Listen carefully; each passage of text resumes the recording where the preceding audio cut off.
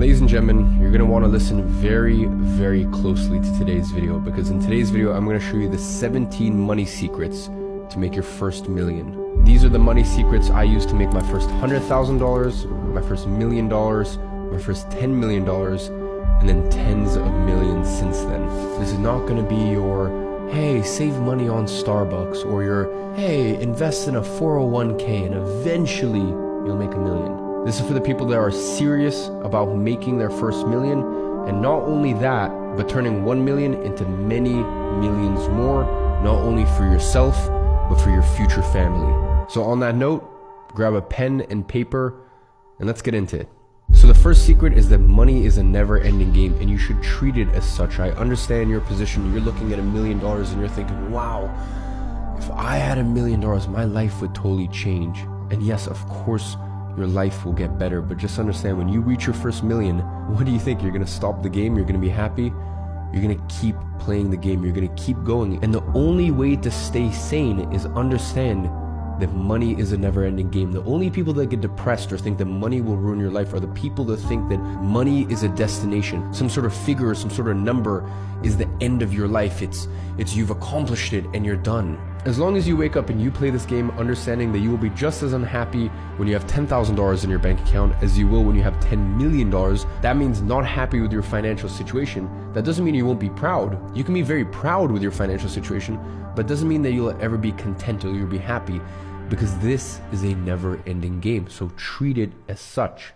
The next money secret is learn when to say, I don't have the appetite for that right now. One of the reasons I did so well in my career is I understand that my main businesses now, which are software companies, I understood that these were very difficult businesses. They were very hard businesses and they required a lot of money to start, which is why 5 years ago when I had the opportunity to get involved in them, I simply said, I don't have the appetite for that right now. And there's even industries and businesses and ventures that can make me hundreds of millions of dollars. And I say, I'm sorry, I don't have the appetite for that right now. And the appetite for it may mean either the hunger or sacrificing a certain life. So you need to understand when to pick the right vehicle and when to pick the right opportunity for your career stage. It's kind of like you're doing bench press. You start off with 1 plate until you can work your way up to 2 plates, 3 plates, etc. One of the worst things that you can do is commit to a business idea, to venture, to an endeavor, and say that you're going to give it your all, or say that you're going to push, when you know that either you don't have the ability or you simply just don't have the commitment and the hunger. And by the way, that is totally fine. It's fine to understand that there are certain opportunities that you simply don't have the appetite for right now. And that doesn't mean that you'll never have the appetite for it. The next money secret is that it's never possible until you see it. And either you see it online or, even more powerful, you see it in person. This is why I've said for years and years and years publicly on YouTube, rather than going to Starbucks and spending $6 or whatever it is on a coffee, go to a fancy hotel lobby, go to a nice restaurant and spend $10 on a coffee. Because listen, even at the fanciest place on earth, you spend maybe, $15 on a coffee? Okay, great. Maybe you spend $9 more than you normally would on a coffee, but you can sit there for 45 minutes sipping on your coffee, looking around, and when you realize there are certain people with $250,000 on their wrist, when you look at truly wealthy people and you realize, hey, most of the times they don't really wear brands. Most of the times they are very under the radar. When you look at wealthy people and you see the way that they move and the way that they act, you first of all start to absorb it, but you also start to realize, if your reality is, I can't imagine making more than $50,000 a year, and someone is literally sitting down with $150,000 on their wrist, or whatever the number may be, it totally changes and it shifts your reality. This is also why, if you can, just walk around affluent areas. Whatever the nice area of your city is, go there, walk around, see all of the money, see all of the wealth, and it will start to sink into your subconscious that it is possible. Now, the next money secret is aim to make money fast, but build wealth slowly. So listen, there's no such thing as get rich quick, but there is such a thing as get rich quicker. There's certain vehicles in life where you can get compensated far more for your time that you put in, for the talent and the skill that you develop in that vertical, than you would if you spent 1,000 hours working in a different industry. So listen, never rush the process, but of course, try to make money as fast as possible. Try to become rich as quick as you can. But rich and wealthy are two very different things. So aim to build your wealth slowly, because true wealth is only built through years and years and decades of wisdom, of learning the right money lessons again and again and again. So aim to become rich quick, but aim to become wealthy slowly, because that's the only way that you will keep it. Number 5 is ignore money advice from the financially illiterate. I truly believe that in this world, it is a matter of the financially literate and the financially illiterate. And it doesn't matter what background, what color, race, religion, whatever it is, it doesn't matter where you come from. It's simply a matter of financially literate and financially illiterate. You know, my mother, bless her, I love her to death. Single mother from Russia, gave up her entire life for me. It's funny, she was a high school dropout, I'm a high school dropout, but the only difference between us is I made sure that I was gonna learn from a young age the language of money. What money is, where it comes from, how it works. So there are people in your life that have the best intentions for you, that love you, that care for you, but you have to ignore their advice. So that way you can take care of not only you, but in future, take care of them. Number 6, money is energy, and energy can never stay stagnant. I see this law where people make money and they are so afraid to spend that money. They're so afraid to circulate that money back into the economy. They're so afraid to release that energy, and they're living in such scarcity mindset that they just end up losing it all somehow. Or they may not lose it, but more money never flows to them. Money is energy. It's inflow and it's outflow. And that doesn't mean that everything that comes in must go out. No. In fact, especially in your 20s, you should be saving and investing majority of the money that you make. But never hoard that money, because if you do, the money becomes stagnant and you have cut off the flow of energy. Number 7 is you need to build your peace of mind pot. This is a fund that gives you true peace of mind. This needs to be a safety net where you know that no matter what happens, no matter how ambitious, how big a risk you may even take, that you always have something to fall back on. I do not believe that money buys happiness, but I believe that money can, if you do it right, buy you peace of mind. And bear in mind, that doesn't mean making a lot of money, because the person who makes $200,000 a year and only spends $40,000 and has a very big peace of mind pot, that person has far more peace in their life than the person who makes $20 million a year and manages to spend $19 million, because they're running on such thin margins and they're playing such a dangerous game. So from day one, if you can build your peace of mind pot, then that's great. And bear in mind, in my opinion, the older that you get and the larger that peace of mind pot gets, the more income that comes in, the higher the percentage that you can spend. So I'm not saying for the rest of your life you need to put away, 80% of everything that you make. I'm just saying at the beginning, really build that peace of mind pot, so that way you're not going into your career stressed, but instead can focus because you understand that you're good. And then later down the line, once that pot's big enough, then go spend, and never let anyone tell you that something is too expensive. If you have your finances in order, if you're always putting good money away, if you want to spend $100,000 on some stupid thing that no one else gets, but it makes sense for you financially, go spend it. I really don't agree and don't like all these people that just make all this money and hoard it and keep it and don't do anything with it. At a certain point, you need to enjoy your life. And if you don't want to enjoy your life, go spend it on your loved ones, on the ones that you care about. Let them enjoy the spoils of your work.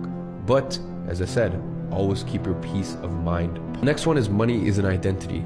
And it truly is. I'm telling you right now, you could work extremely hard, but if you have the identity of a poor person, it will always chain you. In life, you do not get what you deserve, you get what you think you deserve, because what you think you deserve dictates your actions, and your actions dictate what you actually get in life. It's very unfortunate. You see a lot of people in abusive relationships, and the reason they stay in those relationships is because they have some part of their identity that thinks they deserve it. Because the crazy thing is, after they get out of one abusive relationship, they find their way into another. So it is ingrained as a part of their identity. So you can have something that is as heartbreaking and unfortunate as that, but also from the extreme side of things, all the way to the person that just has an identity that they are not someone who is worthy or deserving of money. This is why I always tell people, go buy that $12 coffee at the hotel. Go into these affluent areas and just understand that these are normal people. They move differently, they talk differently, they carry themselves differently, but at the end of the day, these are just normal people. Now, the next one is that reputation can never be rebought, so act accordingly. In life, you need to understand that you will always have the opportunity to make more money, but your reputation is almost impossible to claw back. So the next time you think about f***ing over some business partner, or cutting someone out of a deal when you made a promise, or in general just making money from dirty means, understand that your reputation will live with you for the rest of time. Your reputation carries on, because just like Chinese whispers, people will talk, and talk, and it will continue to permeate. So when you understand that your reputation is probably one of the most fragile things on earth, never ever put it at risk, because it's very hard to rebuy. The next one, and this is something very important that very few people do, is ask the hard questions before you get into a working relationship with someone. To me, it's bizarre to see that people get into business partnerships without asking the difficult questions of, hey, what happens if we have a disagreement? What happens if we have a fallout? Equally, it's very interesting to me that people hire someone full-time to represent them, their company, their brand, and they don't ask questions about someone's personal life. Someone's personal life is a very big testament to what they are like in a working professional setting. I can guarantee that if you go look at someone's car and it's full of trash and it's messy, that probably that reflects their quality of work and what they are like in the workplace. So just understand that it is much better to ask the awkward, uncomfortable, personal questions ahead of time and get it out of the way, because then you truly understand who you are going into business with and who you are working with. And you always want to think worst case scenario going into a working relationship with someone, understanding that very likely it won't happen, but at least you've explored that scenario together. Now, number 11 is that one man's opportunity is another man's downfall. There is a certain business opportunity that will probably make you a billionaire, but will probably wreck my career, and vice versa. So just understand that not all opportunities are created equal. You need to assess an opportunity based on where you are in your career, what you're like as a person, your strengths, your weaknesses, as well as your risk tolerance, how averse you are to risk. And not only risk, but stress. I'm the sort of person that can deal with immense amounts of stress, and I just have this ability to take on stress and responsibility because from a young age I had to take care of me and my mom. Whereas for another person, they may crumble. That doesn't mean that they're a bad entrepreneur or a bad business person or whatever it is. It just means that they're different. So my opportunity could be their downfall. So really just understand that concept when assessing what the next step is for you. The next one is that money flows where attention goes. So this is why it's very important that you audit where are you actually putting your attention, because wherever you're putting your attention, if you're putting it in bad things, for example, like video games, I know that everyone wants to debate me on this, but if you want to make your first million, if you are hungry, why on earth do you own a gaming console? Because number one, you might be roped into buying some extra, I don't know, what are they, skins?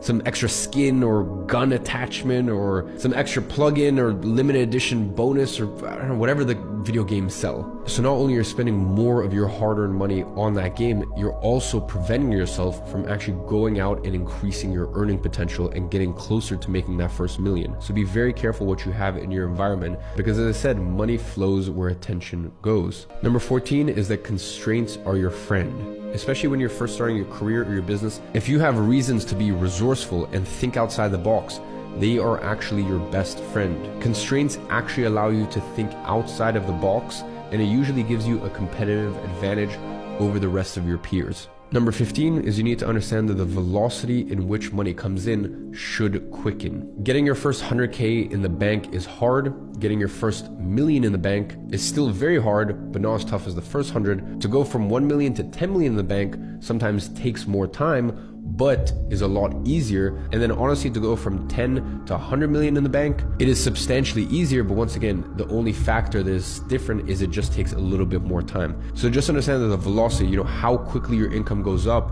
should quicken over time. So usually it's a slow, steady start, but then as you build up your skills, as you build up your wisdom, it actually gets quicker and also easier. The next one is that moving money is in, moving money out is difficult. Buying the car is simply a matter of sending a wire. Selling the car can be a very difficult, painstaking process. The same applies to a house. The same applies to, even just certain investment vehicles and investment services. These things are very easy to get money in, but getting money out, there can be different terms, clauses, etc., etc. So the next time that you look to put money somewhere or you look to invest in something, just ask yourself, how difficult will it be for me to get my money out of this? And number 17 is broaden your timeline. I kind of started off at the beginning of this video by saying that, listen, get rich quick, or try to get rich as quick as you can, but still broaden the timeline. The idea that you're going to go from, 0 to a million, actually million in the bank, which for me truly means that, you're a millionaire. The idea that you're going to do it in a few months, or even that you're going to do it in a year, is just unrealistic. Give yourself 3 years, 4 years, 5 years. You know what, maybe it even takes you 10 years. But as I said, the beauty of it is every year it gets easier, you get wiser, you get smarter, and the velocity in which money comes to you should increase over time. Once you've acquired the ability and the skills to make money, it just gets so much easier after that point. But remember, broaden your timeline. Be patient. All good things take time. So ladies and gentlemen, those are the 17 money secrets I have learned in my career over multiple different industries. My recommendation is that you save this and rewatch this a few times, because every time you watch this, I guarantee there's one concept, a light bulb will go off again and you will really start to internalize the lesson. I hope that was useful to you. And as always, I'm watching you from afar and I'm rooting for you.